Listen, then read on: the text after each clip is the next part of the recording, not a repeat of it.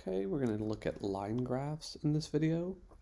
Line graphs typically show change in an amount over time, and so we use them to look at a date column and a numeric column. So this data set shows campaign expenditures, and we have a payment date variable. It has a little calendar by it, so I know that Tableau has recognized it as a date. And we also have a payment amount variable, which is green and has a pound sign next to it, so I know that Tableau has recognized this as numeric. Now, to make a line graph, I'm going to bring my date variable to columns. We always want time on the x-axis. This is just how we're used to seeing visualizations. And I'm going to take my numeric variable to my rows.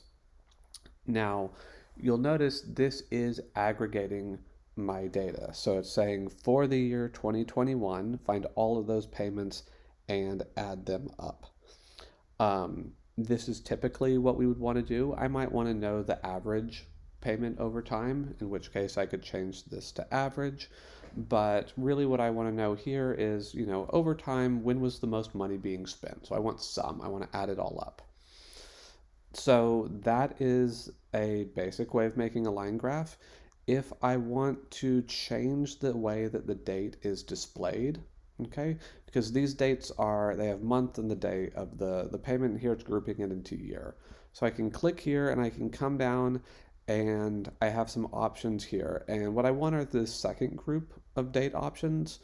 So I can say month here, and it's going to now split it by month across my entire time span, and I can see that in October a lot of money is spent, in April a lot of money is spent, in October a lot of money is spent. So I can start to see these patterns over time.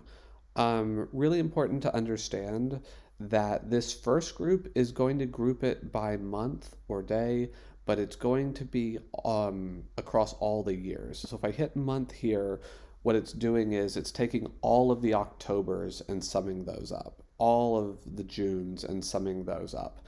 So this can be really useful if you want to say, typically in what month do we spend the most money on political campaigns?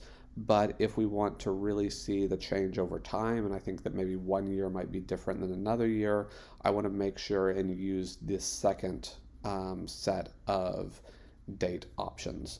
And that's a line graph. It is a time variable on columns, a numeric variable on rows, and then thinking carefully about how we're going to aggregate and what time segment we want to display.